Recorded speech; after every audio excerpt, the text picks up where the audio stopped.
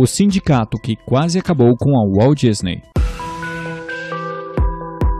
Este é o Visão Libertária, sua fonte de informações descentralizadas e distribuídas. Se você pudesse escolher uma animação que marcou sua infância, qual escolheria? Aposto que a maioria escolheria um filme da gigante Walt Disney. E se eu lhe dissesse que filmes como A Pequena Sereia, A Bela e a Fera, Rei Leão, Aladdin e muitos outros passaram muito perto de não existir, e tudo por causa de um sindicato.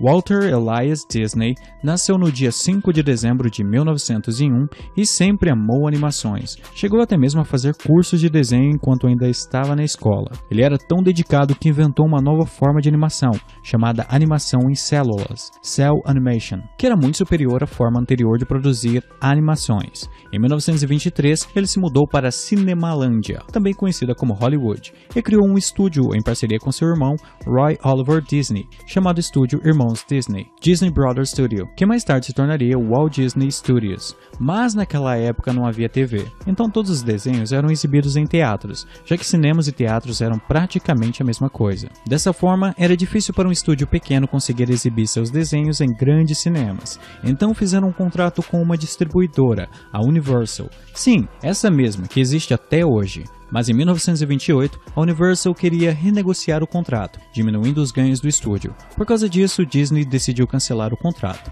Isso foi devastador para o estúdio. Eles não só teriam que fazer a própria distribuição dos filmes, como não poderiam utilizar os personagens que eles tinham criado, por causa de um rabisco no guardanapo sujo que dizia que ideias podem ser propriedades. Uma baboseira que não faz sentido. Já tem vídeo aqui no canal explicando essa bobagem. Por esse motivo, vimos a criação do mascote da Disney, Mickey Mouse. Nos meses subsequentes, o estúdio estava se reerguendo e por isso Walt iniciou seu projeto mais ambicioso, fazer um longa-metragem de animação. Para a época, essa ideia era ridícula. Jornais fizeram matérias zombando de Walter, dizendo que ninguém iria ficar sentado vendo desenhos por mais de 20 minutos. Mas mesmo assim, ele seguiu em frente com seu sonho. Como todos já sabem, em 1929 houve o grande crash da bolsa, levando milhares de pessoas a perderem seus empregos. Tem um vídeo no canal explicando bem essa crise e como ela foi causada pelo Estado.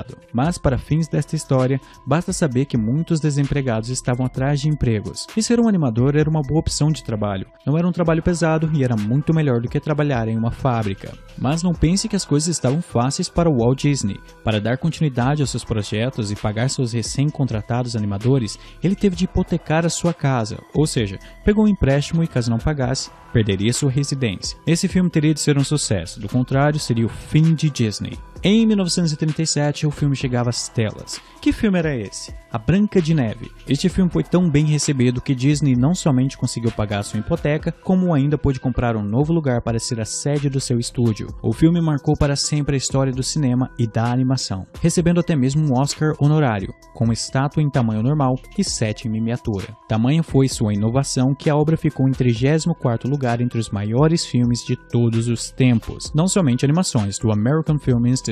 Infelizmente, seus dois filmes subsequentes, Pinóquio e Fantasia, ambos de 1940, apesar de serem um sucesso com a crítica, não conseguiram trazer muito retorno financeiro, já que cinemas na Europa e na Ásia não poderiam exibir seus filmes por causa da Segunda Guerra Mundial. Então o próximo filme teria de ser um grande sucesso e teria que ser barato. E tudo estava indo bem, até que em 1941 os animadores entraram em greve. Aqui temos que fazer uma pausa e explicar a história dos sindicatos e como funcionavam os sindicatos naquela época. Sindicatos se iniciaram como guildas de trabalhadores. Trabalhadores iam até lá e se registravam. Quando alguém precisava de uma cadeira, por exemplo, e não conhecesse ninguém que fabricava cadeiras, a pessoa poderia se dirigir à guilda dos carpinteiros e pedir uma cadeira. A guilda passava o pedido para alguém registrado nela e recebia uma parte do pagamento. Com o tempo, esse sistema evoluiu e lá se originou a ideia de fundo de garantia e aposentadoria, onde você poderia pagar uma pequena quantia para a guilda e, caso ficasse velho demais para trabalhar ou sofresse um acidente, teria uma reserva para sobreviver. Seguindo o exemplo das guildas, os sindicatos faziam o mesmo, mas para trabalhadores da indústria, criadas na Revolução Industrial. Naquela época, fazer parte de um sindicato não era obrigatório, e ele apenas servia como mediador entre trabalhadores e empresas. Até esse ponto, tudo belo e moral. Porém, no período pós-crise de 1929, o Estado, sim, sempre ele, quis botar a mão nos sindicatos, criando um monte de regulações inúteis. Ainda assim, as empresas não eram obrigadas a aceitar as demandas dos sindicatos. Então funcionava assim: o Sindicato dos Animadores, Screen Cartoonists Guild, pressionava empresas de animação a assinarem acordos que exigiam benefícios aos trabalhadores, e caso não aceitassem, eles faziam os trabalhadores entrarem em greve. Em certo ponto, a única empresa que não havia aceitado as demandas do sindicato era o Walt Disney, de forma que o sindicato começou a fazer pressão para que ele assinasse um acordo com eles. Ainda assim, Disney era a empresa que melhor pagava seus trabalhadores, pagando no mínimo $12 por semana. Parece pouco? Lembre-se que estamos falando de 1941. Ajustado pela inflação, esse valor equivaleria a um salário mensal de mais de R$4.000 nos dias de hoje. Incrível que a inflação faz com papelzinhos coloridos lastreado em honestidade de político, não é mesmo? Por causa disso, os trabalhadores continuavam trabalhando para Disney, mesmo sem ele aceitar as demandas sindicais. Porém, isso mudou quando Arthur Harold Babitsky, Art Babbitt, se uniu ao sindicato. Babbitt não era um simples animador, ele era um dos que recebia mais, em termos atuais, um salário próximo de R$100.000 por mês. Mas, como todo socialista, ele queria mais. Por isso, passou a convencer outros a ingressar no sindicato e reivindicar por mais direitos. Diante das pressões, em fevereiro de 1941, Walter reuniu todos os seus trabalhadores e fez o seguinte discurso: "Nesses 20 anos que eu estive neste negócio, enfrentei diversas tempestades. Não tem sido uma jornada fácil nem de longe. Isso requereu um monte de trabalho duro, esforço, determinação, competência, fé e, acima de tudo, altruísmo. Alguns acham que temos uma distinção de classe aqui. Eles questionam porque alguns têm assentos melhores do que os outros nos cinemas. Eles questionam porque alguns têm vaga para estacionar e outros não. Eu sempre senti e sempre vou sentir que pessoas que contribuíram mais para a empresa devem, por respeito e somente isso, ter alguns privilégios. Minha primeira recomendação para vocês é essa: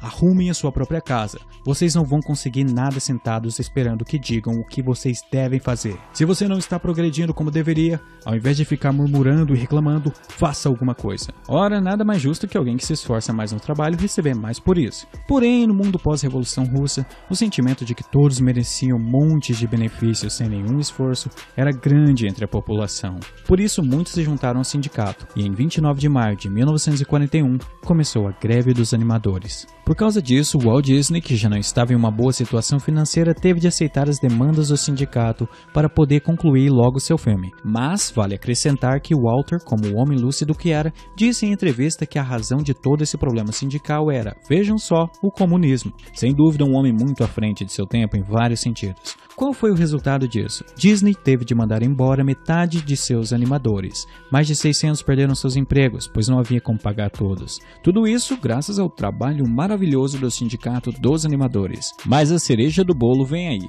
Como parte do acordo sindical, estava a recontratação de Babbitt, que foi demitido por razões óbvias. Mas ele não foi recontratado somente uma vez. Toda vez que Disney o demitia, ele buscava proteção estatal e era recontratado. Depois da terceira tentativa, Walt desistiu e aceitou o funcionário sanguessuga, enquanto os outros 600 que Babbitt alegava defender foram todos para a fila do desemprego. Que isso sirva de lição para você, Sr. Bovino Gadoso. Sindicatos não protegem os trabalhadores, sindicatos protegem os sindicalistas. Essa é a única função deles. Porém, a história não teve um final tão trágico. Lembra que o filme deveria ser bom e barato para Disney sobreviver? Bom, o filme lançado no final de 1941 foi Dumbo, um verdadeiro sucesso, até mesmo pela sua simplicidade. Graças a isso, o estúdio continuou a produzir os filmes que tanto amamos hoje. Ah, mas ainda não acabou. Se você reparar com atenção, existe uma cena no filme Dumbo onde os palhaços se juntam para ameaçar o dono do circo em busca de aumento. Essa cena foi incluída exatamente por causa da raiva de Disney pelo Sindicato dos Animadores, que no final das contas fez quase todos os trabalhadores do estúdio Disney de palhaços. Obrigado por sua audiência. Esse artigo foi sugerido e escrito por Liberaldi, revisado por BitDove e narrado por Alexander Bard. Se você gostou do vídeo, clique no ícone de curtir e compartilhe o vídeo nas suas redes sociais. Se você quer ser notificado de outros vídeos, inscreva-se e toque no ícone da campainha. Até a próxima!